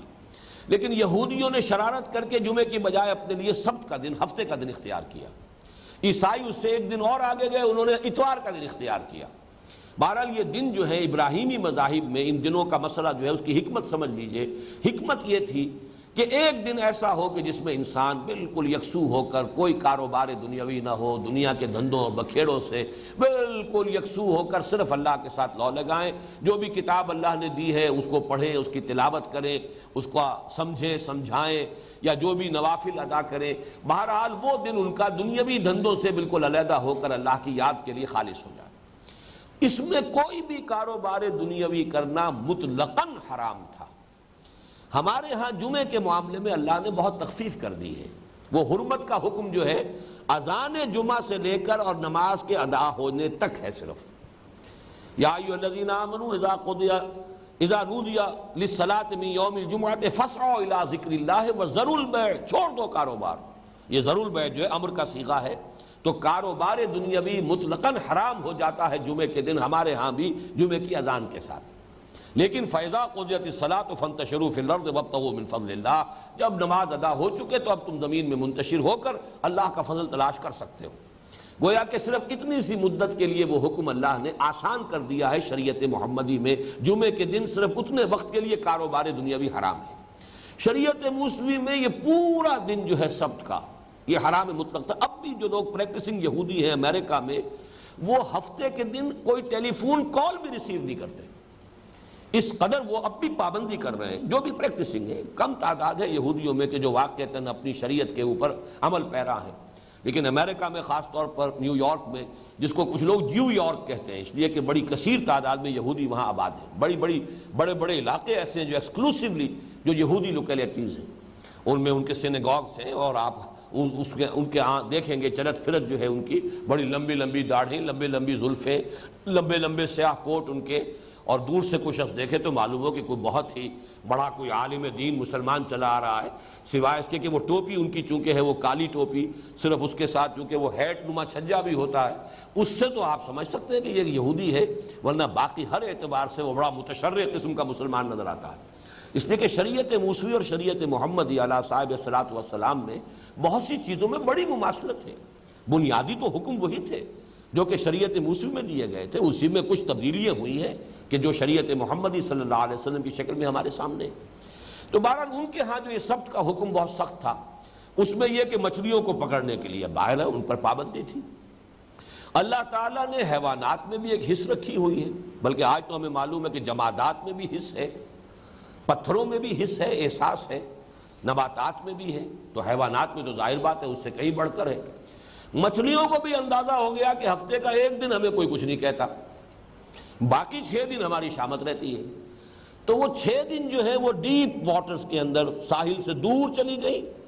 اور ہفتے کا دن جب آیا اب ساحل کے قریب آ رہی ہیں، اٹکیلیاں کر رہی ہیں، چھلانگیں لگا رہی ہیں، جیسے کبھی کماڑی میں کھڑے ہو کر دیکھیں آپ کبھی تو کبھی کوئی جو ہے مچھلی جو ہے چھلانگ لگا کے اوپر آتی ہے، پھر وہ غڑپ سے پانی میں جاتی ہے۔ اب یہ اٹکیلیاں کر رہی ہیں، یہ غریب کھڑے دیکھ رہے ہیں، کیا کریں، پکڑ نہیں سکتے، ہاتھ بندھے ہوئے، شریعت نے ہاتھ باندھ دیا ہے۔ لیکن یہ کہ ہوتے ہوتے جب ایمان کمزور پڑا تو اب ہوتا یہ ہے کہ شریعت کو ظاہر کو برقرار رکھتے ہوئے اس کی روح کو ختم کرنا، یہ ہے وہ مرض جو مسلمان امتوں کا مشترک مرض ہے، ہم میں بھی پیدا ہوا، اور اس کی ایک بڑی مثال ان کے ہاں جو ہے بہت نمایاں مثال اس شکل میں آئی۔ انہوں نے کرنا یہ شروع کر دیا کہ ہفتے کے روز بڑے بڑے گڑھے کھود کر سمندر کا پانی مچھلیوں سمیت وہ چلا آیا ہے، گڑھوں کے اندر جو ہے وہ لے آئے، اور پھر ان کا جو تعلق تھا سمندر کے ساتھ اس کو بلاک کر دیا۔ اب یہ پونڈ جو بن گئے، یہ جو تالاب بن گئے ساحل کے ساتھ ساتھ، ان میں مچھلیاں بھی ہیں، سمندر میں واپس جانے کا راستہ انہوں نے بلاک کر دیا. مچھلی پکڑی تو نہیں، پکڑی اتوار کے روز آ کر، لیکن ظاہر بات ہے کہ پورا ہفتے کا دن تو لگا دیا وہ گڑھے کھودنے میں. جو اصل مقصد تھا شریعت کا وہ تو یہ تھا کہ اللہ کو یاد کرو، تورات کا مطالعہ کرو، ذکر اذکار کرو، نمازیں پڑھو، نوافل ادا کرو، جو بھی شکل ہو. اصل تو یہ اس لیے تھا. لیکن یہ کہ وہ حکم جو ہے بظاہر تو برقرار ہے کہ ہم نے مچھلی پکڑی نہیں، روح جو ہے اس حکم کی وہ ختم، اس لیے کہ وہ اللہ تعالیٰ کی یاد کی بجائے وہ گڑھے کھودنے میں لگ گئی. یہ ہے ایک دوسرا معاملہ کہ جو جنرلائز فارم میں سامنے رکھیے. یہ ہیلوں بہانوں سے شریعت کا کوئی نظام جو ہے ظاہری طور پر برقرار رکھنا اور حقیقت کے اعتبار سے اس کو ملیا میٹ کر دینا. ہمارے ہاں یہاں تک کہا گیا ہے، اور یہ چیزیں ابو الفضل اور فیضی جیسے علماء کے بارے میں کہی گئی ہیں، کہ شریعت کا چونکہ قانون ہے کہ آپ کے پاس مال جو ہے اور آپ صاحب نصاب سال بھر رہے ہو، ہولان ہول اگر ہو جائے تب زکوٰۃ جو ہے وہ آپ کے ذمے ہے. 11 مہینے کے بعد اپنی ساری دولت بیوی کے نام منتقل کر دی، لہذا آپ کے پاس دولت 11 مہینے نہیں رہی. اب آپ تو فقیر ہو گئے، آپ کے پاس کچھ نہیں ہے، نصاب نہیں ہے، لہذا زکوٰۃ نہیں دینی. اب 11 مہینے جب بیوی کی اس کی جو ہے ملکیت میں ہوئے تو اس کو واپس منتقل کروا لیا تاکہ سال کسی پر پورا ہو ہی نہ، زکوٰۃ دینی نہ پڑے. اب یہ جو ہے یہ شریعت کے ساتھ کھیل ہے، مذاق ہے. بازی بازی باریش بابا ہم بازی، یہ ایک مثال ہے جو کہی جاتی ہے، میں نے عرض کر دی. باقی اس کی اور بے شمار شکلیں ہیں کہ ظاہری اعتبار سے شریعت کا حکم برقرار، بالکل ایسے جیسے کہ کوئی چوکھٹ ہے، اندر سے تو کھا گئی اس کو دیمک، لیکن دیمک کو بھی اللہ نے اتنی عقل دے رکھی ہے کہ اوپر ایک ونیئر وہ چھوڑتی جاتی ہے کہ اگر کہیں اوپر سے نظر آ گیا گھر والوں کو کہ چوکھٹ کے اندر دیمک لگی ہوئی ہے تو ہماری شامت آ جائے گی. لہذا اوپر وہ ایک چپٹی سی رہتی ہے، اس کو وہ ختم نہیں ہونے دیتی، اندر ہی اندر جو ہے اس کو کھا جاتی ہے. تو شریعت کو اس کی اصل روح کو قطربود کر دینا، لیکن اس کے اوپر ایک ونیئر قائم رکھنا کہ شریعت کی پابندی ہو رہی ہے، یہ ہے شریعت کے ساتھ مذاق، جس کی سب سے نمایاں مثال یہ تھی. وَلَقَدْ عَلِمْتُمُ الَّذِينَ اعْتَدَوْا مِنْكُمْ فِي السَّبْتِ فَقُلْنَا لَهُمْ كُونُوا قِرَدَةً خَاسِئِينَ. یہ بھی نوٹ کر لیجئے، یہ واقعہ ابھی زیادہ تفصیل کے ساتھ سورہ اعراف میں آ چکا ہے. کیوں کہہ رہا ہوں؟ اگرچہ ترتیب مصحف میں تو سورہ اعراف بہت دور ہے ابھی،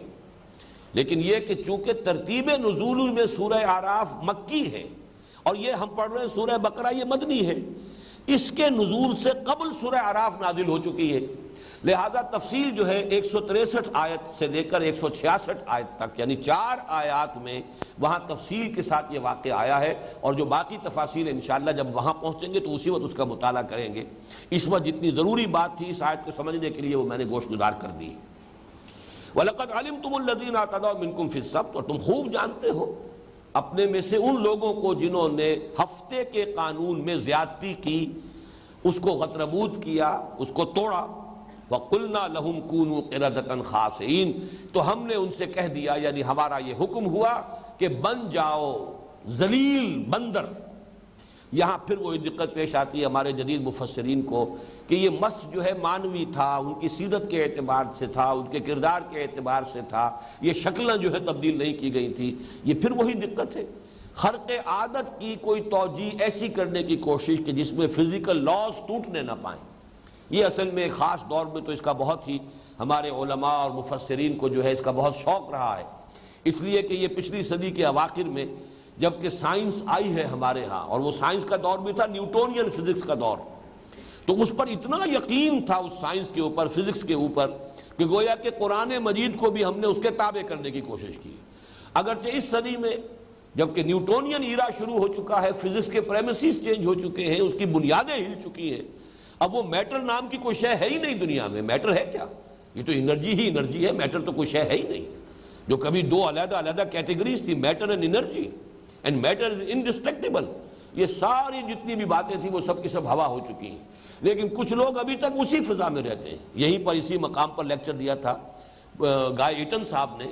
اور میں نے حیران رہ گیا تھا ان کی زبان سے یہ الفاظ سن کر کہ آپ یہ نہ سمجھیے یورپ کے لوگ بھی اکثر و بیشتر، مغرب کے لوگ، یورپ کے، امریکہ لوگ بھی، وہ بھی آج بھی نیوٹونین ایرا میں رہ رہے ہیں ذہنی اعتبار سے. یہ جو آئنسٹائن کا فلسفہ اور اس کے حوالے سے جو سارے فزکس کے معاملات میں انقلاب آ چکا ہے، یہ صرف فزسسٹ جو ہیں، فزکس پڑھنے والے، اور جو اس کے علماء ہیں، اس کے جو سکالرز ہیں، وہ ان کو معلوم ہے۔ عام آدمی آج بھی نیوٹونین ایرا میں سانس لے رہا ہے، مغرب کا عام آدمی بھی۔ تو ہمارے ہاں تو ظاہر بات ہے کہ یہ صورت جو ہے اس سے بھی زیادہ شدید ہے، تو ہر چیز کی کوئی نہ کوئی جو ہے فزیکل توجیہ کرنے کی کوشش قطعاً کوئی ضرورت نہیں، شکلیں مسخ کی گئی ان کی، اور اس کے بعد آتا ہے روایات میں کہ 3 دن میں وہ سب کے سب ہلاک بھی ہو گئے۔ یہ مسخ جو ہے یہ اس معنی میں نہیں تھا کہ وہ مستقل پھر رہے ہوں، ان کو بندروں کی شکل میں تبدیل کیا گیا، کونوا قردۃ خاسئین، 3 دن تک وہ اس حالت میں رہے ہیں شدید کیفیت کے اندر، اس کے بعد وہ سب ہلاک ہو گئے۔ فَجَعَلْنَاهَا نَكَالًا لِمَا بَيْنَ يَدَيْهَا، تو ہم نے بنا دیا اسے نشان عبرت ان سب کے لیے بھی جو اس وقت موجود تھے سامنے۔ اب یہاں بھی نوٹ کیجئے، اگر شکل نہیں بدلتی تو نشان عبرت کیسے ہو جائیں گے؟ بندروں کی خاصیت، بندروں کی سی سیرت تو آج بھی لوگوں کے اندر ہے۔ میں نے یہ واقعہ کئی مرتبہ پہلے تو بیان کیا، بہت عرصہ ہو گیا اس کا تذکرہ نہیں ہوا، مولانا احمد علی صاحب کا جوانی کا دور کا واقعہ یہ، جو اس زمانے میں نظر بند تھے یہ، اس نے وہ جو بھی انگریزوں کا دور تھا، اور اس میں وہی ریشمی رومال کی تحریک کے ضمن میں ان کا بھی کہیں نام تھا، تو یہ لاہور میں لا کر نظر بند کیے گئے تھے۔ وہ نوجوانی کا دور جو ہے ان کا شیراں والا دروازے کے آس پاس جو ہے وہ گزرا ہے۔ وہ یہ بیان کرتے ہیں کہ ایک روز میں یہ ڈبی بازار کا علاقہ جو ہے، شیراں والا سے پیچھے سے ہو کر جب آتے ہیں تو وہ ڈبی بازار میں، اور یہ کشمیری بازار کا علاقہ ملحق ہے، کہ میں یہاں ایک روز کو دن کا وقت، دوپہر کے وقت میں کہیں گھوم رہا تھا، تو ایک عجیب سا درویش ملا، اور اس نے کہا کہ میں کسی انسان سے ملنا چاہتا ہوں، مجھے کوئی پتہ دے سکتے ہو، کسی انسان سے ملاقات کر سکوں؟ اب ان کا نوجوانی کا دور تھا، کہا کہ میں نے استہزائی انداز میں کہا یہ بھرا بازار ہے، آپ کو انسان نظر نہیں آ رہے؟ یہ سارے کون ہیں؟ یہ سب جو چاروں طرف ہے، یہ چل رہے ہیں، سودا خرید رہے ہیں، دکانوں پہ سودا بیچ رہے ہیں، یہ انسان نہیں ہے؟ لیکن انہوں نے کہا اس شخص نے، نہیں مجھے تو کوئی انسان نظر نہیں آ رہا۔ اور اس وقت پھر مولانا احمد علی کہتے ہیں کہ میری عجیب کیفیت ہو گئی کہ میں نے جب دیکھا تو معلوم ہوا کسی دکان پر بندر بیٹھا، کسی پر سور بیٹھا ہے،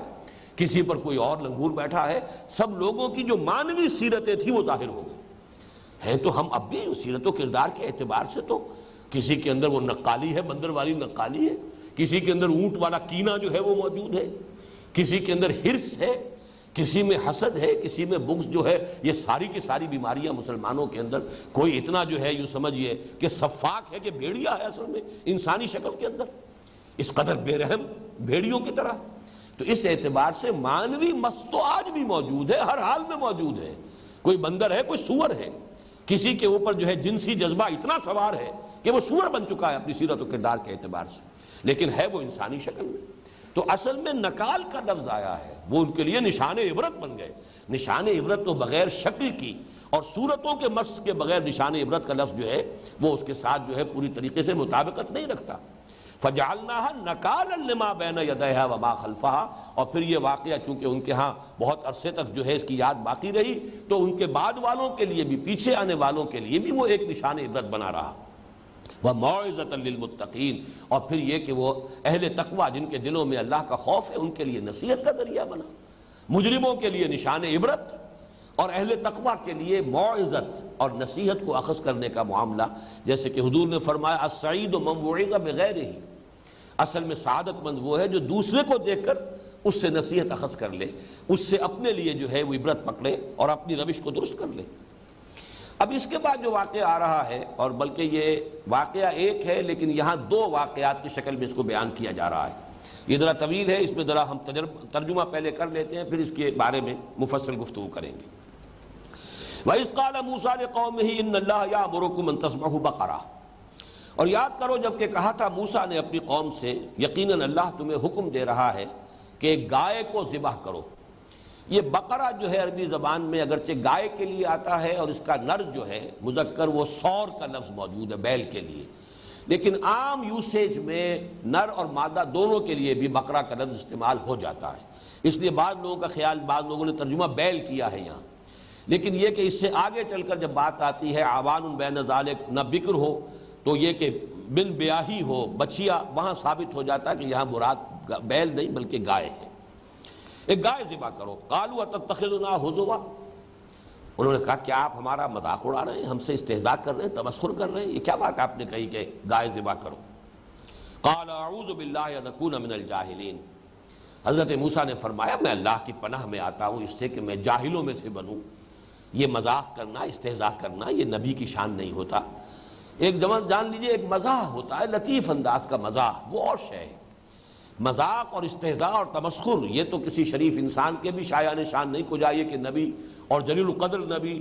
اور رسول اور اولو العزم من الرسول میں سے حضرت موسیٰ علیہ السلام کی شایان شان ہو۔ البتہ مزاح جو ہے شگفتگی مزاج کی، وہ حضور صلی اللہ علیہ وسلم کے ہاں بھی تھی، وہ ایک بالکل دوسری شے ہے۔ معاذ اللہ قال اعوذ باللہ ان اکون من الجاہلین قالوا ادع لنا ربک یبین لنا ما ہی۔ انہوں نے کہا کہ ذرا اب اپنے رب سے درخواست کرو، پکارو اپنے رب کو کہ وہ ہمارے لیے واضح کر دے کہ وہ کیسی گائے چاہتا ہے، کیسی گائے ہم ذبح کریں۔ قال انہ یقول انہا بقرۃ لا فارض ولا بکر۔ حضرت موسیٰ نے فرمایا کہ اللہ تعالیٰ ارشاد فرما رہا ہے کہ وہ گائے ایسی ہونی چاہیے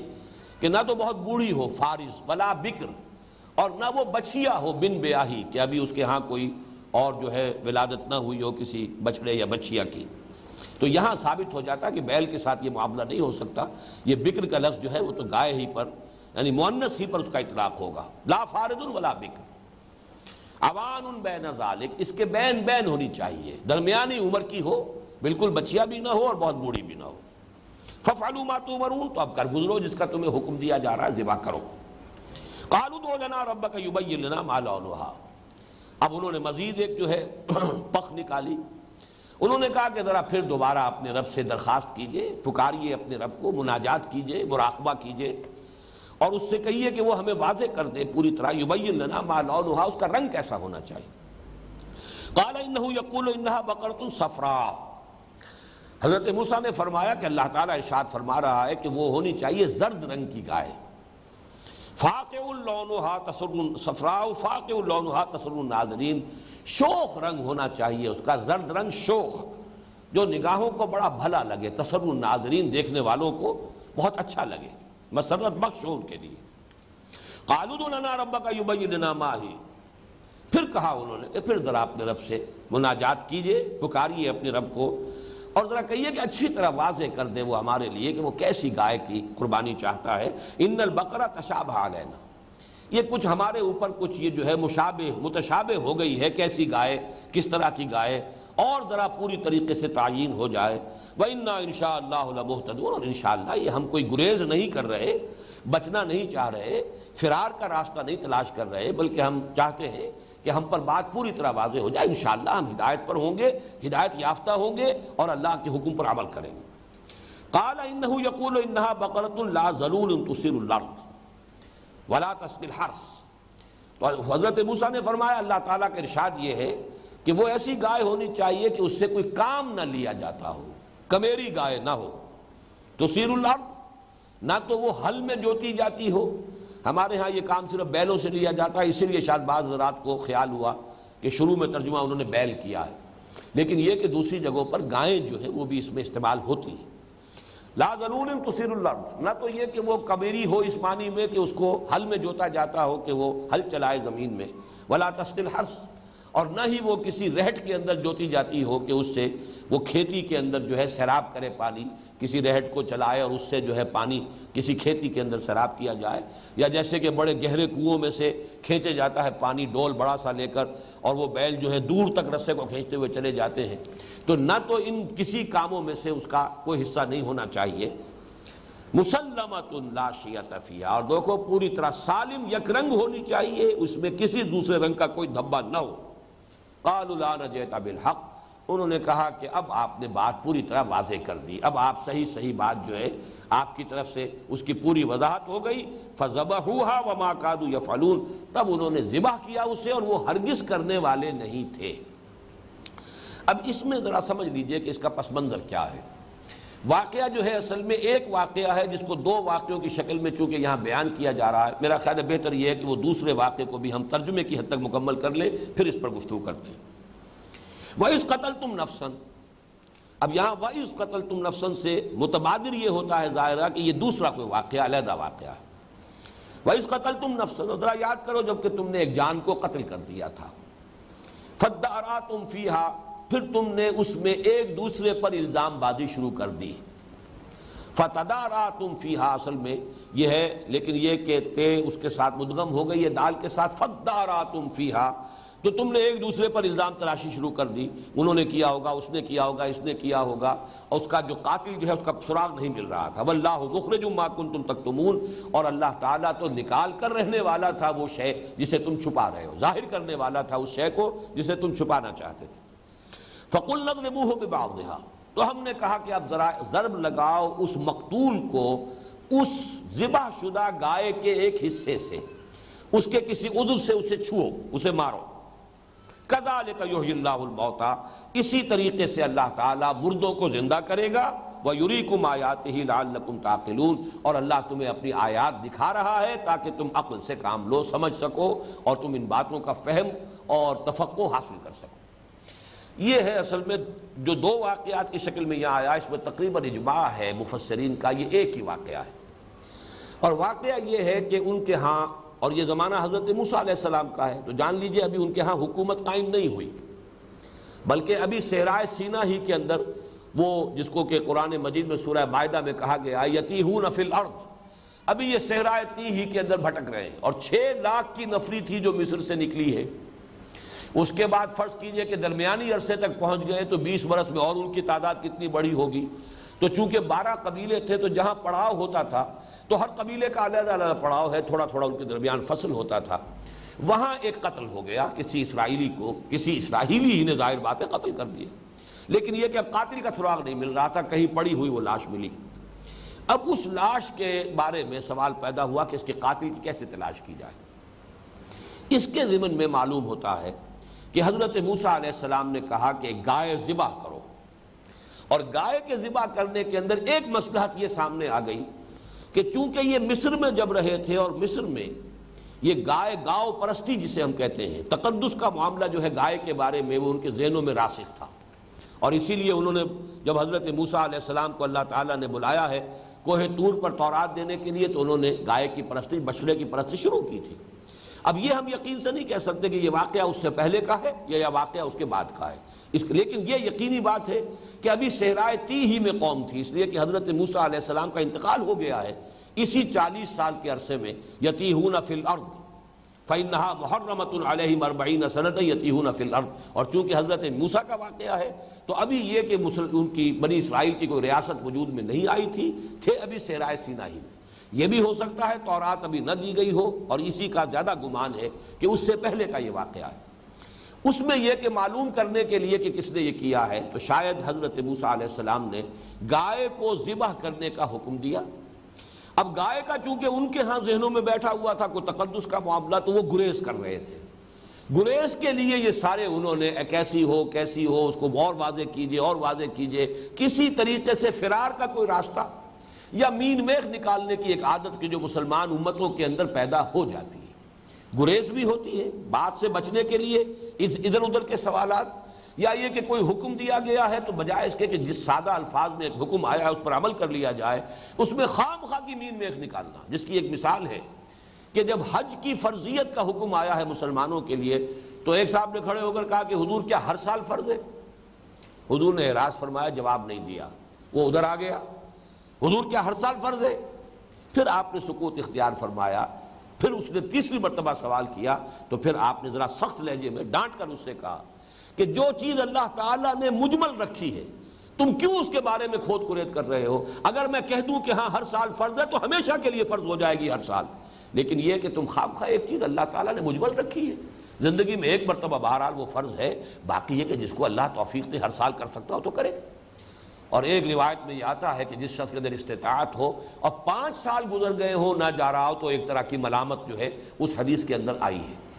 استطاعت والے کے لیے، اور حلال کے ذریعے سے، حرام ذریعے سے نہیں، کہ حرام ذریعے سے دولت کما کر جو ہر سال حج کیا جا رہا ہے اس کو ذہن سے نکال دیجئے، لیکن یہ کہ حلال ذرائع سے کسی شخص کے لیے استطاعت ہے، تو پھر یہ کہ ایک حدیث میں تشویق اور ترغیب ہے کہ 5 سال اگر گزر گئے ہیں اور ایک شخص نہیں گیا ہے تو ایک طرح کی مغایرت سی ہے، شکوہ سا ہے اللہ کی طرف سے اس حدیث کے اندر جو سامنے آیا، اس کا متن میرے اس وقت مستحضر نہیں ہے۔ بہرحال یہ ایک مثال ہے کہ خام خواہ اس طرح کے احکام میں مین میخ نکال کر اپنے اوپر سختیاں کروانا، ایک تو اس کی مثال سامنے آ گئی۔ اب یہ جو گائے ذبح کی گئی تھی، چونکہ بعد میں شریعت موسوی میں قسامہ کا ایک جو واقعہ ان کا ایک طریقہ مقرر کر دیا گیا، اس سے رہنمائی ملتی ہے جو جانور اللہ کے نام پر ذبح کیا گیا ہے وہ گویا کہ شاعر اللہ میں سے ہے۔ یہ وہ بات ہے، میں چونکہ اس مسئلے میں کافی غور کرتا رہا ہوں پچھلے 2 ہفتوں سے کہ اس کی اصل حکمت کیا ہے، اور میرا ذہن منتقل ہوا ہے سورہ حج کی اس آیت کی روشنی سے، وَالْبُدْنَ جَعَلْنَاهَا لَكُم مِّن شَعَائِرِ اللَّهِ، جو جانور اللہ کے لیے ذبح کیا گیا ہو اسے بھی قرآن نے شاعر اللہ میں سے قرار دیا ہے۔ وہ اونٹ جو اللہ تعالیٰ کی راہ میں ذبح کیے گئے ہیں اور جو کہ یعنی قربان کیے جاتے ہیں خانہ کعبہ کے پاس لے جا کر، وہ بھی اللہ کے شاعر میں سے، وَالْبُدْنَ جَعَلْنَاهَا لَكُم مِّن شَعَائِرِ اللَّهِ۔ اب ان کے پاس کوئی شاعر اللہ میں سے شے موجود نہیں ہے اب تک۔ خانہ کعبہ ابھی ان کا کوئی تعارف ہی نہیں، ہیکل سلیمانی ابھی وجود ہی میں نہیں آیا، وہ تو ابھی سمجھیے کہ اور 500 برس کے بعد حضرت سلیمان کے ہاتھوں جو اس کی تعمیر ہوگی۔ تو یہ گویا کہ قربانی اللہ کے نام پر گائے کی کرا کر اور اس پر قسم دلانا کہ اب آؤ اور قسم کھاؤ، جو مختلف قبیلے کے لوگ آئیں اور قسم کھائیں کہ ہم نے قتل نہیں کیا، تو یہ گویا کہ قسامہ کا ایک اصول جو ہے جو بعد میں ان کی شریعت میں آیا بھی ہے، اور یہ مستقل قاعدہ ہو گیا تھا قتل کے مقدمات میں کہ اگر کسی مقتول کے قاتل کا پتہ نہ چل رہا ہو تو پھر ایک گائے ذبح کی جائے، اور جہاں اس گائے کو ذبح کیا گیا وہاں آ کر مختلف لوگ جو ہے وہ اپنے ہاتھ دھوئیں اس گائے کے اوپر اور یہ کہیں کہ ہم بری ہیں، ہمارے ہاتھ صاف ہیں، ہم نے اسے قتل نہیں کیا ہے۔ تو چونکہ یہ شاعر اللہ میں سے ہے، جیسے فرض کیجئے آپ کے ہاں قرآن مجید اٹھوایا جاتا، قسم کھاؤ، حلف اٹھاؤ، قرآن ہاتھ میں اٹھا کر قسم کھاؤ کہ میں نے یہ جرم نہیں کیا ہے، تو اس کے لگ بھگ یہ معاملہ کیا گیا کہ اللہ کے نام پر گائے ذبح کرائی گئی اور اس گائے پر آ کر سب کے سب قسم کھاؤ کہ تم نے قتل نہیں کیا ہے۔ اور چونکہ وہ لوگ یہ بھی کر گزرے لہذا اس کا مسئلہ یہ کیا گیا کہ اللہ تعالیٰ نے پھر آخری شکل یہ کی کہ اللہ حضرت موسیٰ علیہ السلام سے فرمایا کہ اب ذرا اسی گائے کا ایک ٹکڑا جو ہے اس سے اس شخص کی مقتول کی لاش کو چھوؤ اور وہ ہم اسے زندہ کر دیں گے تھوڑی دیر کے لیے، اور پھر یہ کہ وہ اپنے قاتل کا نام بتا کر پھر اس کا انتقال ہو گیا۔ یہ واقعہ ہے کہ جو مفسرین نے بیان کیا ہے، تو یہ گائے کا ذبح کرنے کا حکم در حقیقت متعلق تھا اس سے کہ شاعر اللہ کا ایک وجود ہو اور اس پر قسم لی جائے لوگوں سے کہ وہ اعلان برات کریں کہ ہم نے قتل نہیں کیا، لیکن چونکہ پوری قوم وہ قسم کھا گئی، وہ جو بھی قاتل تھا اس نے بھی قسم کھا لی، وہ اس درجے کا معاملہ جو ہے شقی نکلا، تو اب اس کے لیے آخری شکل اللہ تعالیٰ نے یہ اختیار فرمائی کہ اسی گائے کے عضو سے اس مقتول کی لاش کو چھوا گیا اور تھوڑی دیر کے لیے اس میں جان پڑ گئی، وہ زندہ ہو گیا اور پھر اس نے اپنے قاتل کا نام بتایا اور اس کے بعد اس کا انتقال ہو گیا۔ یہاں فرمایا کذالک یحیی اللہ الموتیٰ، دیکھو تمہارے لیے اس معاملے میں اللہ تعالیٰ نے ایک اضافی جو تمہارے لیے اپنی رحمت رکھی ہے وہ یہ کہ احیاء موتیٰ جو کہ ایمان بالغیب کا ایک حصہ ہے، تمہارے لیے ایک مشاہدہ بھی کروا دیا ہے، جیسے حضرت ابراہیم کے بارے میں بھی اسی سورہ بقرہ میں آگے چل کر آئے گا، رب ارنی کیف تحیی الموتیٰ قال اولم تؤمن قال بلی ولکن لیطمئن قلبی، اگر مشاہدہ کرا دیا جائے تو کیا کہنے ہیں، پھر جو یقین پیدا ہو جائے گا وہ ظاہر بات ہے کہ محض صرف یہ کہ کہنے سے وہ بات شاید اس درجے تک نہ پہنچ پائے۔ کذالک یحیی اللہ الموتیٰ ویریکم آیاتہ، اسی طرح اللہ تعالیٰ مردوں کو زندہ کر دے گا، تمہاری نگاہوں کے سامنے جو ہے مقتول کی لاش میں جان پڑی، اس نے اپنے قاتل کا نام بتایا، اس کے بعد پھر اس کی موت واقع ہو گئی، ویریکم آیاتہ، اور اللہ تعالیٰ تمہیں اپنی نشانیاں دکھا رہا ہے، لعلکم تعقلون، تاکہ تم عقل سے کام لو۔ یہ سارے واقعات جیسا کہ میں نے عرض کیا شروع میں یہ خرق عادت کے قبیل سے ہے،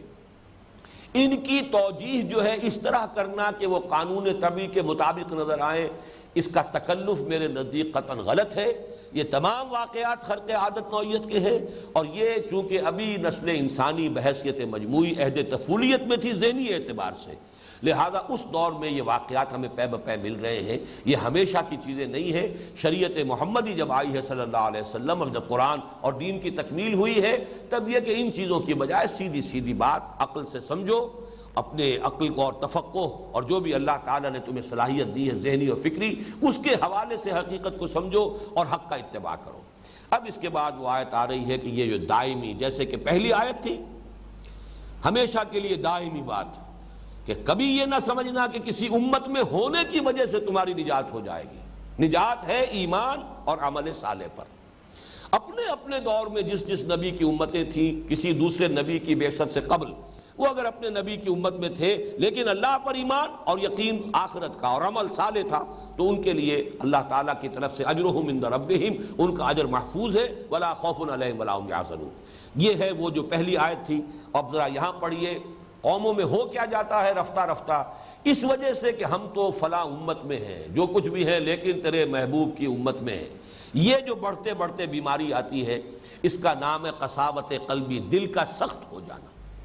جب اندازہ یہی ہے کہ ہم تو بخشے بخشائے ہیں، ہم تو فلاں کے ساتھ وابستہ ہیں، اس کے دامن کے ساتھ وابستہ ہیں، اس سے ہمارا تعلق ہے، نحن ابناء اللہ و احباؤہ، ہم تو اللہ کے بیٹوں کی طرح ہیں، بڑے چہیتے ہیں. جب اس طرح کی چیزیں ہوں گی تو انسان کے اندر بدعملی خود بخود پیدا ہو جائے گی. کاہے کو پھر وہ حرام سے اجتناب کرے اور حلال پر اکتفا کرے. رفتہ رفتہ یہ بے عملی وہ ہے کہ جو پھر لوگوں کے اندر، دلوں کے اندر سختی پیدا کرتی ہے. یہ آیت جو ہے دل لرزا دینے والی آیت ہے. ثم قست قلوبکم من بعد ذلک، پھر تمہارے دل سخت ہوتے چلے گئے اس کے بعد.